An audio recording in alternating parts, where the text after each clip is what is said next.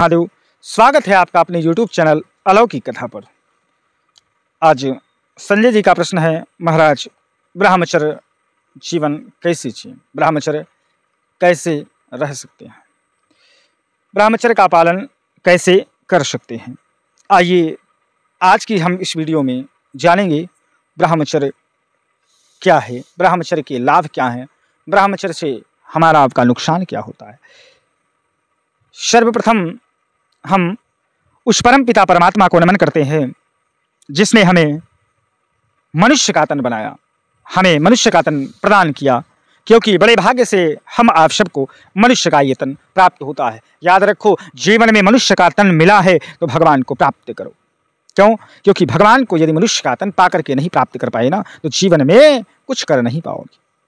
आज कल क्या है भाइयों बहनों, आजकल हमारे अंदर एक ऐसा विषय चल रहा है जो केवल उपदेश मात्र के लिए नहीं है, ये जीवन के मूल लक्ष्य के लिए है, मूल नींव के लिए है। जब हमारी आपकी नींव मजबूत होगी ना, तभी आपके जीवन का, हमारे जीवन का कल्याण निश्चिंत है।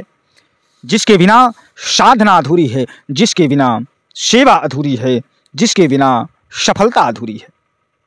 आइए जानते हैं हम आप सभी ब्रह्मचर्य है क्या। लोगों के मन में प्रश्न है कि ब्रह्मचर्य है क्या। देखिए, ब्रह्मचर्य केवल विवाह करना नहीं है, विवाह ना करना नहीं है कि हम विवाह नहीं किए हैं तो ब्रह्मचर्य हो गए। ब्रह्मचर्य इसको नहीं कहते। यह केवल किसी के पास ना रहने से नहीं होता। याद रखो, ब्रह्मचर्य का अर्थ है ब्रह्म में चर्या करना। आपकी वासना विकार को, जो आपका मन विकार में वासना में भटकता है ना, उसको एकत्रित करके भगवान श्री हरि के शरण में लगाना, भगवान के चरणों में लगाना। जब भगवान के चरणों में लगाओगे ना, तभी आपके जीवन का कल्याण है। याद रखो, जब आपके मन में, आपके हृदय में जब वासना रूपी आए तो क्या करना चाहिए। बोले, वासना जब आपके सामने भी आए ना, मन में भी आए ना, तो आपकी जो दृष्टि होनी चाहिए वो या तो भगवान की तरफ होनी चाहिए या भगवान के भक्त की तरफ। आप लोगों ने भगवान कृष्ण की कथाओं को श्रवण किया होगा। पूतना जब भगवान के पास गई थी तो भगवान ने नेत्र बंद कर लिए थे। क्यों? क्योंकि पूतना क्या थी, वासना थी। और यही रामावतार में जब शूर्पणखा भगवान श्री राम जी के पास गई थी ना, तो भगवान ने भी नेत्र को बंद कर लिया था। भगवान ने नेत्र को बंद कर लिए। क्यों?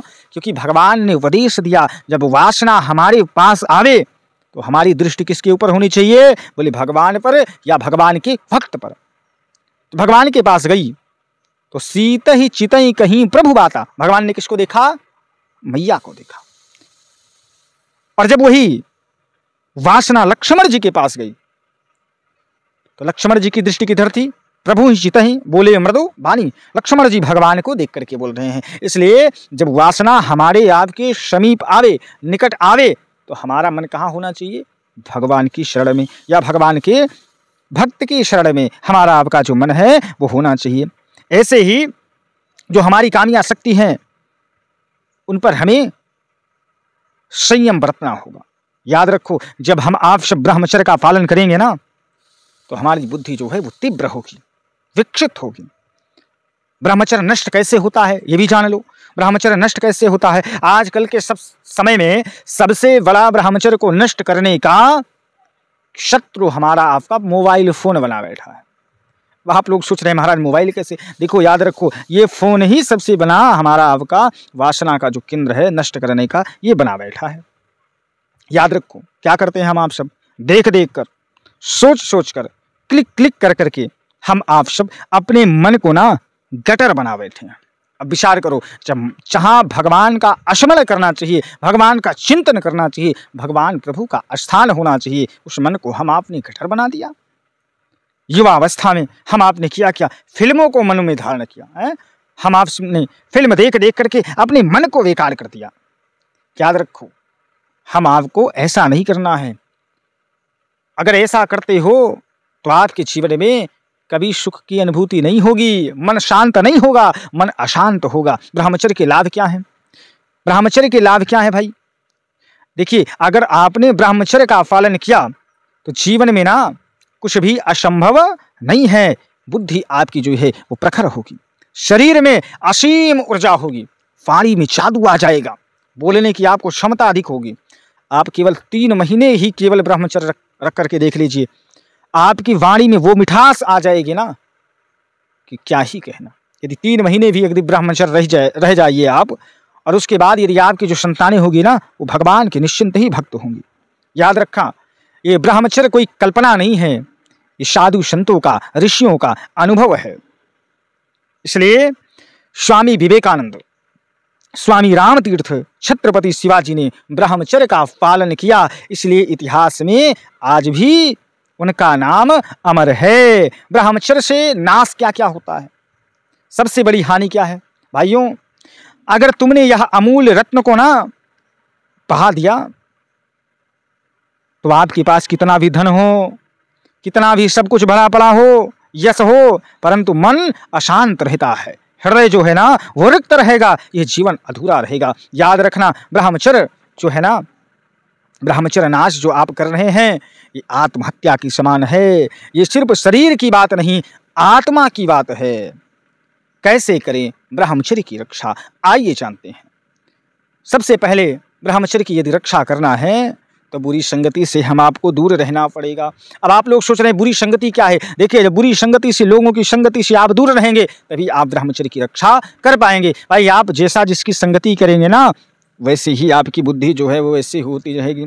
आप बहुत बड़े पढ़े लिखे विद्वान की शरण में चले जाइए तो आप बहुत बड़े विद्वान तो नहीं बन पाएंगे, लेकिन हाँ, भगवान की कृपा से अच्छे खासे विद्वान भी बन जाएंगे। आप किसी व्यापारी के शरण में चले जाइए, किसी व्यापारी के साथ रहना प्रारंभ कर दीजिए, बहुत बड़े व्यापारी तो नहीं बन पाएंगे, लेकिन हाँ, भगवान की कृपा से हाँ, गांव को लूट के खाने में उतने बड़े व्यापारी बन जाएंगे। आप किसी डॉक्टर के पास चले जाइए, बहुत बड़े डॉक्टर नहीं बन जाएंगे, लेकिन हाँ, छोटे मोटे अवश्य बन जाएंगे। आप किसी इंजीनियर के पास बैठ जाइए, बहुत बड़े तो नहीं बन पाएंगे, लेकिन छोटे मोटे बन जाएंगे। आप किसी चोर के पास बैठ जाइए, बहुत बड़े चोर तो नहीं बन पाएंगे, लेकिन हाँ, उतने बड़े चोर जरूर बन जाएंगे कि घर का पॉकेट खत्म कर देंगे। आप किसी नशेड़ी, समझ रहे हैं ना, जो पीता उता हो, उनके पास बैठ जाइए, बहुत बड़े तो नहीं बन पाएंगे, लेकिन हाँ, 2-4 दिन बाद लगाना अच्छे से आ जाएगा। इसलिए हम आप सबको संगति जो है वो अच्छी करनी होगी। अच्छा, संगति जब करोगे संतों की ना, क्योंकि बिनु सत्संग विवेक न हुई, बिना संगति के विवेक होने वाला नहीं है। इसलिए संगति जो है वो अच्छे की करनी होगी। संगति जब साधु संतों की करोगे तभी आपके जीवन का कल्याण है। नंबर 2, रात्रि में जल्दी हम आपको सो जाना चाहिए। और जब रात्रि में जल्दी सोगे तो प्रातःकाल ब्रह्म मुहूर्त में हम आपको उठना है, 4 बजे उठ जाना है। अगर 4 बजे भी नहीं उठ पाते, 5 बजे, हर हाल में 6 बजे, 5:30, 6 बजे तक उठ जाना है। हो सके तो 4 बजे उठिए, क्योंकि जो ज़्यादा देर तक सोते हैं, सूर्य उदित हो जाता है, तो वह भी ब्रह्मचर्य का पालन नहीं कर पाते। नंबर 3, हम आपको क्या करना है? अश्लील वस्तुओं को नहीं देखना है, चलचित्र को नहीं देखना है। नंबर 4, हनुमान चालीसा का पाठ करना है, विष्णु सहस्त्र नाम का पाठ करना है। और कुछ ना कर पाओ तो जय सिया राम, जय सिया राम। और नहीं तो कुछ ना कर पाओ ना, तो राम राम राम राम राम राम ही करो। याद रखो, जब मन हमारा अशांत हो, मन में हमारे कुछ ऐसी वासना आए, तो हम आपको क्या करना है? भगवान का ध्यान करना है। 1 घंटे केवल बैठ करके जय सिया राम, जय जय सिया राम, इसी का आप पाठ करो मन में, नेत्र बंद करके ना, भगवान की असीम अनुकृपा होगी। नंबर 6, शरीर में आलस्य नहीं लाना है। पहली नंबर देख लो, अगर शरीर में आलस्य आ गया ना, तो आपके जीवन का कल्याण होने वाला नहीं है। जीवन में, शरीर में आलस्य बिल्कुल नहीं लाना है। प्रातः काल उठना है, उठने के बाद ना हम आपको व्यायाम करना पड़ेगा। जब व्यायाम, योग करोगे ना, तब ब्रह्मचर्य की रक्षा होगी। नंबर 7, रोज गुरु की शरण में जाओ, रोज गुरु के ध्यान करो, गुरु जी का, भगवान का ध्यान करो, और गुरु का ध्यान करके उनके चरणों में निवेदित करो, प्रभु हमें इस काम रूपी वासना से दूर रखो, काम रूपी शत्रु से बचाओ, तब ब्रह्मचर्य की रक्षा होगी। भाइयों, अगर तुम चाहते हो तुम्हारा जीवन सार्थक हो जाए, ब्रह्मचर्य को थाम लो। ब्रह्मचर्य ही जीवन, ब्रह्मचर्य ही दीपक और आत्मा को प्रकाशित करता है। याद रखना, ब्रह्मचर्य ही वह एक नाव है जो संसार सागर से पार कर देता है और भगवान के चरणों में हमें आपको प्रकाशित कर देता है। यह ब्रह्मचर्य ही वह दिव्य व्रत है जो मनुष्य को कवि बना सकता है। याद रखो, ब्रह्मचर्य हम आप सब ब्रह्मचर्य का जब पालन करेंगे ना, इसलिए मैं कहता हूँ उठो, संकल्प करो और ब्रह्मचर्य के जीवन में उतारो। यही जीवन का सबसे बड़ा साधन है। जीवन का सबसे बड़ा साधन क्या है? बोले ब्रह्मचर्य ही है। इसलिए हम आप सबको इसका पालन अवश्य करना पड़ेगा। यदि वीडियो अच्छा लगा हो तो लोगों के पास शेयर करें। चैनल पर नए हैं तो चैनल को सब्सक्राइब करें, बेल आइकन को प्रेस करें, ताकि हमारी आने वाली इस तरह की वीडियो आप तक सबसे पहले पूछे। तब तक के लिए जय श्री राम, जय श्री राम, हर हर।